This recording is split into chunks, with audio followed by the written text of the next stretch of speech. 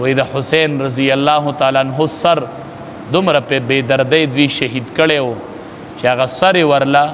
یو داسې کاسه و لوښي کې ور واچو. ابن زیاد چې د وخت ګورنر و د هغه دربار ته یې ووړو وی هغه داسې په لخته باندې داسې وو دا سر دا خوله. صحابي راغی ورته وایي وی زما دې د الله په ذات باندې قسمي زما دې د الله په ذات قسمي چې دا سر نه دی دا د امام الانبیا سره یو شان دا د نبی علیہ السلام ډیر مشابه دا د نبی علیہ السلام په شان دی دا دسی توهین د دې مکوئ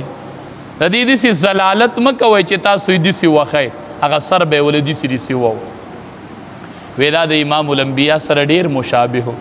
دا د نبی کریم صلی الله علیه وسلم په شانو د دې سره دا معامله نه د پکار. بهر صورت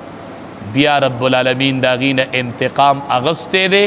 ډیر په بد طریقه باندې اغي د دنیا نه بیا رب العالمین دا غي ډیر بد حشر کړو خو بهر صورت په دې ورځ باندې هغه شهید شوی. نو د اهل بیت سره د نبی کریم صلی الله علیه وسلم د خاندان سره به مینه ساتو او دا مینه د ایمان نښه ده